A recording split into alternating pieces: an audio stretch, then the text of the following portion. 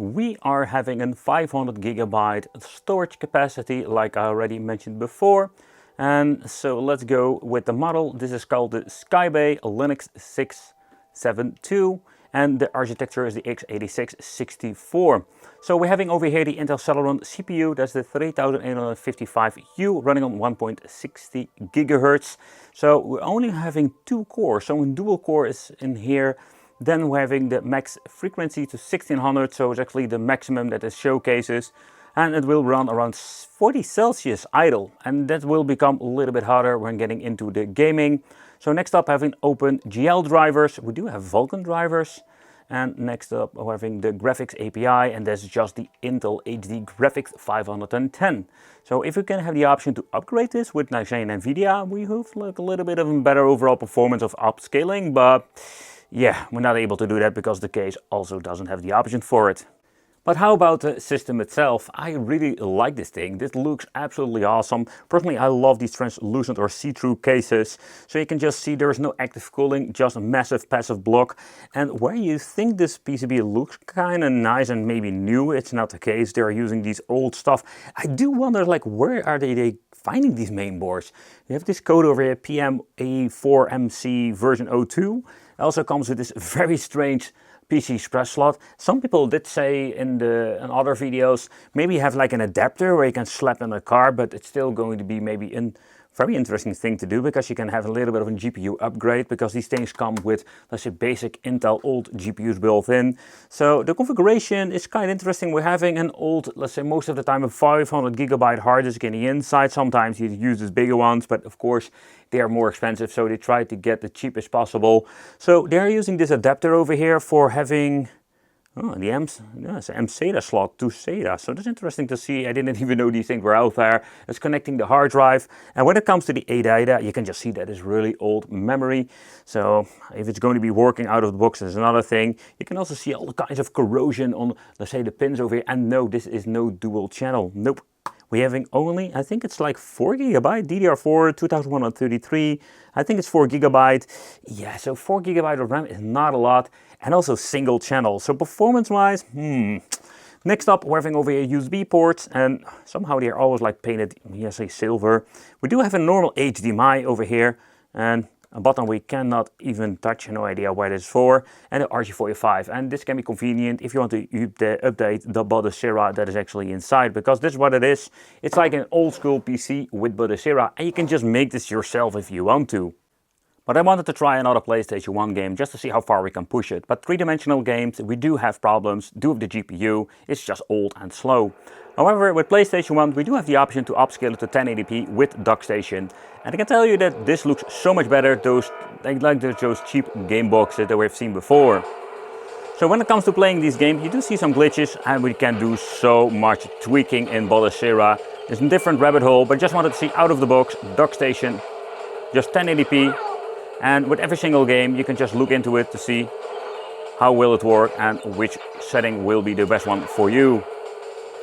But out of the box, this is just some overall cool performance, and 1080p, man, where those old PlayStation 1 games were looking really horrible, now with the upscaling option, this looks just great.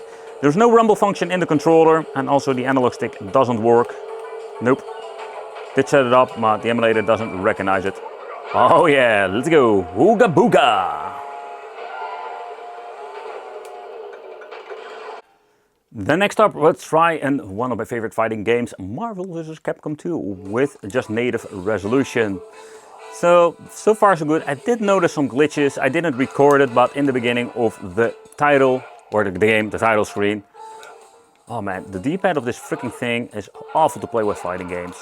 Let's see what happens if you're going to be playing and doing a super move. This is one of the moments that normally it's going to be having a lot of problems with lagging, but you can just see where three-dimensional games are not running great. We do have the option to play some two-dimensional stuff, so this is not 100% garbage for PlayStation 2 emulation. But if you want to play every single game, you're just going to be needing more power and a different mini PC. So let's push this thing to the limit with some 4K rendering resolution with Soul Calibur. I did notice some minor hiccups, but of course depending what kind of game, maybe if you're going to be playing some God of War, then we're going to be needing to just do a little bit of a lowering of the rendering resolution, but beside that, yeah, that's what I mean. So maybe lower to 2K or 4040p or whatever to get an overall better result. You can see like minor hiccups there, where you can just notice that it struggles. And Soul Calibur is in my opinion, a great overall test, just to see what you can actually do. Oh yeah, 4K is too much for this thing. But if you have a two-dimensional game, like I showcased you before with the PlayStation 2, sometimes we do have overall better performance. So it's like a little bit of tweaking what you can do. But let's go to 720p. I just want to do a little bit of tweaking. This is what I mean with tweaking. So Die Hard Trilogy, I mean Die Hard Arcade, is one of those games that struggles big time. I've been trying it on basic Game Boxer, but you can see the frames per second go freaking everywhere. So maybe like a 480p or some kind would be maybe even better option. Or just play it on native resolution. And this is one of the examples why, if you want to do an upscaling, AMD Ryzen, even the old stuff, is so much more better for stuff like Sega Saturn. But let's see what happens if you're going to be playing this in 920 by 4040, and the overall performance is amazing. I love it. Dream is still one of my favorite emulators if you want to get into Android gaming with Dreamcast or Batocera like this.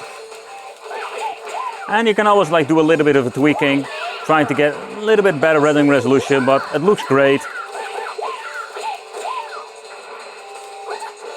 Oh man, I hate this freaking D-pad. Let's see, can we actually use the analog stick? Oh, we can use the analog stick, okay. Do see screen tearing going on, so we can do a little bit of tweaking if you find it annoying.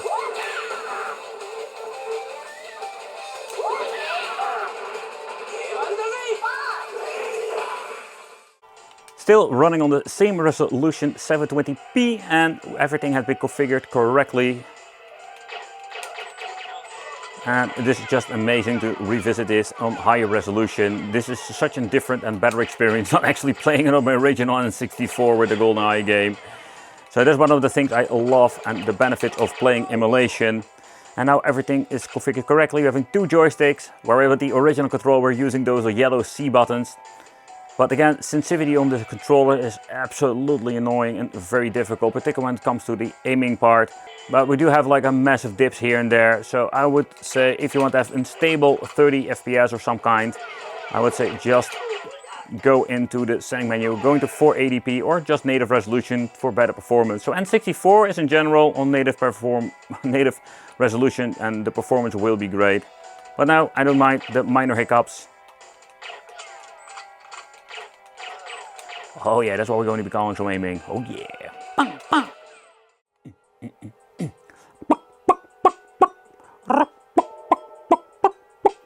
40 frames per second. So yeah, we need to do a little bit downscaling because it's a little bit too much for this mini PC. GameCube. There's another system that will push the device to its limits.